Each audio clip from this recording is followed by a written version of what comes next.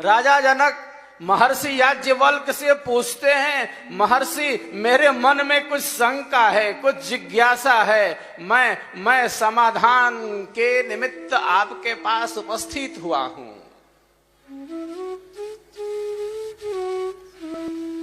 महर्षि ने कहा, क्या जिज्ञासा है राजन, क्या मामला है, कैसी शंका है?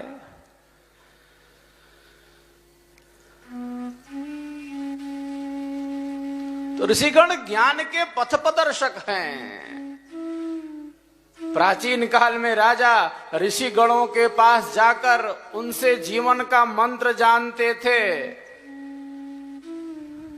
लोकहित, समाज के कल्याण के लिए आध्यात्मिक जीवन के सूत्र प्राप्त करते थे। ऋषियों की सेवा से, ऋषियों की शरण में जाकर वह ज्ञान विज्ञान प्राप्त करते थे, जीवन की दृष्टि प्राप्त करते थे, जिज्ञासाओं का समाधान करते थे। और यहां तो परंपरा राजर्षि की है, राजा भी है, ऋषि भी है साहब। एक साथ कर्म योग है, एक साथ ज्ञान योग है। वह कर्म योगी है, वह ज्ञान योगी है। ये हमारे देश की महत्ता है साहब। यहां तो राजा भी ऋषि होते थे। यहां का तो अद्भुत अद्भुत स्वरूप है, अद्भुत जलवा है। ये भारत है, सदैव ज्ञान में रत, सदैव विवेक में रत। अंधेरे में हम नहीं रह सकते, प्रकाश के साथ रहना अच्छा है।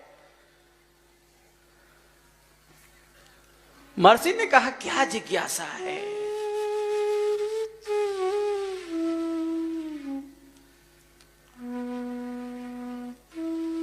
राजा जनक कहते हैं, महर्षि हम किसकी ज्योति के कारण देखते हैं?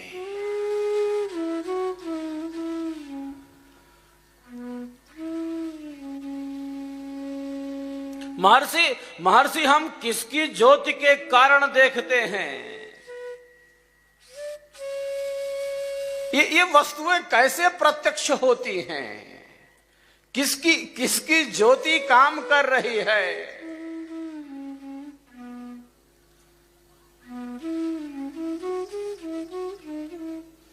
महर्षि ने कहा, क्या आप बच्चों वाली बात करते हैं? अरे ये सूर्य का प्रकाश है, ये सूर्य की ज्योति है, ये सूर्य की प्रभा है, जिससे ये समस्त वस्तुएं प्रत्यक्ष हो रही हैं। मनुष्य सूर्य के प्रकाश में अपनी दिनचर्या को पूर्ण करता है, इधर उधर जाता है, अपने कार्य का संपादन करता है। यह तो सूर्य की ज्योति है, यह तो सूर्य का प्रकाश है। यह सूर्य आदित्य रूप में हमारे आंख के गोलकों में प्रविष्ट हुआ है। इतना बड़ा संबंध है। यह पिंड और ब्रह्मांड का संबंध है।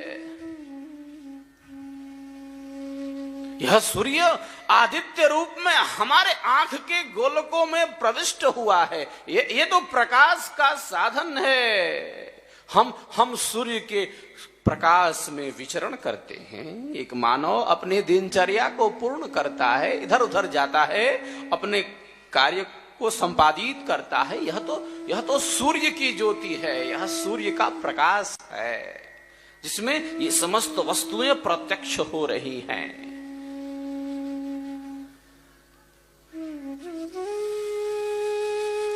राजा जनक ने पूछा, महर्षि जब ये सूर्य न हो तब किसकी ज्योति काम करती है?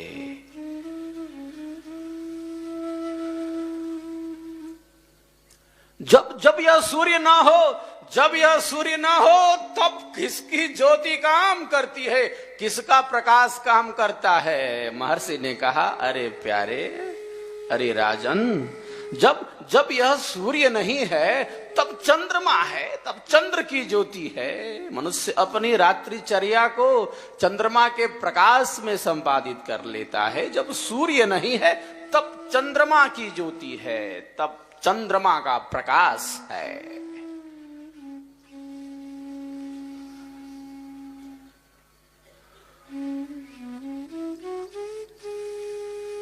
रात्रि में चंद्रमा है।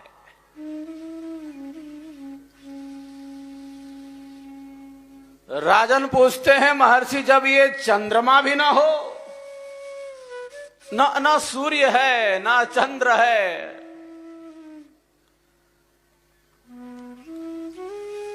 तब किसकी ज्योति काम करती है? तब किसका प्रकाश काम करता है? न सूर्य है न चंद्र है, तब किसकी ज्योति है? किसका प्रकाश है?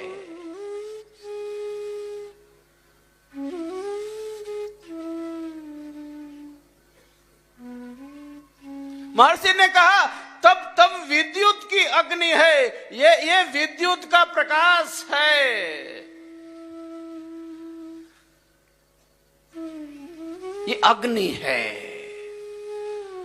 ये अग्नि है, ये विद्युत है, जिसके प्रकाश में मानव अपने समस्त कार्यों को कर लेता है। न सूर्य है न चंद्र है,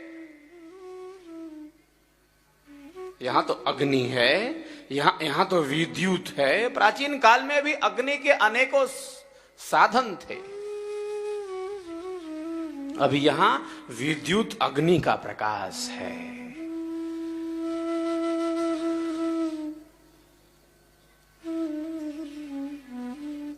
राजा कहां मानने वाले थे?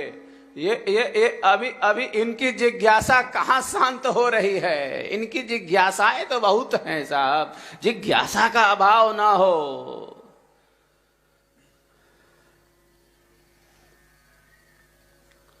राजा पूछते हैं महर्षि, जब सूर्य ना हो, जब चंद्र ना हो, और जब ये विद्युत अग्नि भी ना हो, तब किसका प्रकाश काम करता है? तब कौन सी ज्योति काम करती है?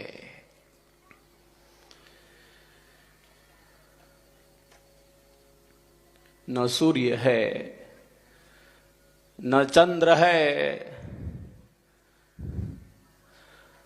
न विद्युत अग्नि का प्रकाश है, तब कौन सी ज्योति काम करती है?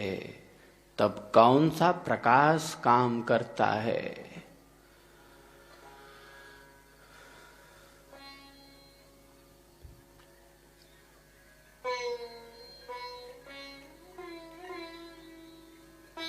महर्षि ने कहा तब शब्द ज्योति का माध्यम बनते हैं, तब वाणी का प्रकाश काम करता है, तब वाणी की ऊर्जा काम करती है, तब शब्द का प्रकाश काम करता है, तब ये वाणी ही प्रकाश का माध्यम बन जाती है। घना वन है, अमावस की रात है, घोर बादलों से भरी अंधेरी रात है, न सूर्य है न चंद्र है न विद्युत अग्नि है, बादलों से भरी घोर अंधेरी रात है। ये तो अमावस की रात है, बादलों से भरी घोर अंधेरी रात, न सूर्य है न चंद्र है न विद्युत अग्नि का प्रकाश है, घना वन है, घोर अंधेरा है। एक पथिक मार्ग भूल गया है,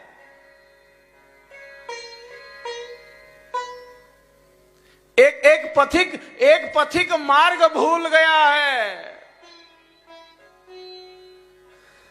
वह दूसरे पथिक से कहता है, एक दूसरा पथिक बोलता है, मैं मार्ग में यहां खड़ा हूं, तुम यहां आओ। यहां कौन सी ज्योति काम कर रही है? यहां वाणी का प्रकाश काम कर रहा है, यहां शब्द की ज्योति काम कर रही है साहब।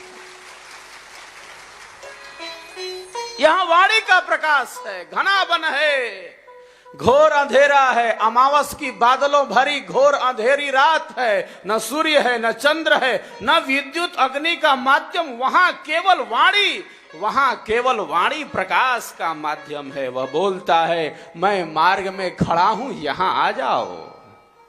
यहां वाणी प्रकाश का माध्यम है।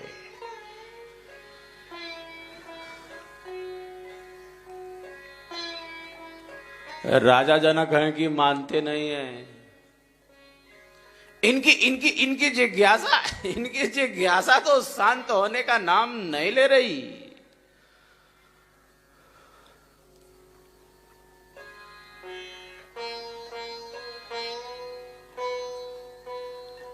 कहते महर्षि, ये वाणी भी ना हो तब क्या, कैसे गाड़ी चलेगी?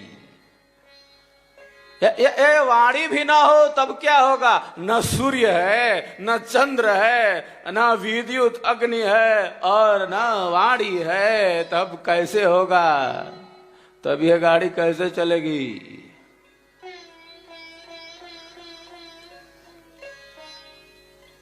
न सूर्य है, न चंद्र है, न अग्नि विद्युत है, न वाणी का सामर्थ्य है। वहां कौन सी ज्योति काम करेगी? वहां कौन सा प्रकाश काम करेगा? वहां किसका प्रकाश काम करेगा?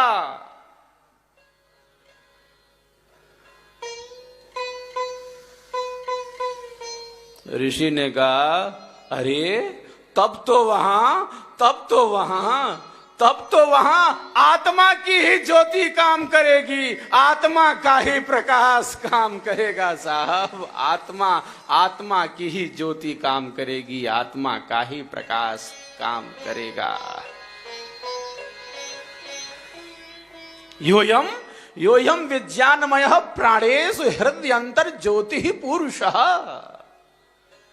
जो विज्ञानमय है, जो पुरुष है, जो हृदय की आंतरिक ज्योति है, उसी के सहारे वह अपने समस्त कार्यों को कर लेगा।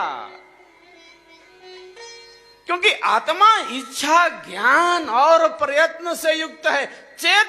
चेतन स्वाभाविक धर्म है आत्मा का। क्या है?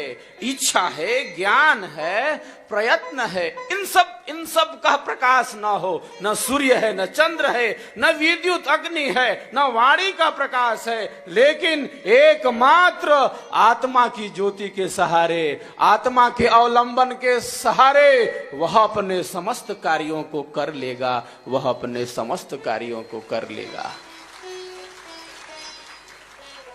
इस प्रकार इस चेतन तत्व पर आकर, इस चेतन तत्व पर आकर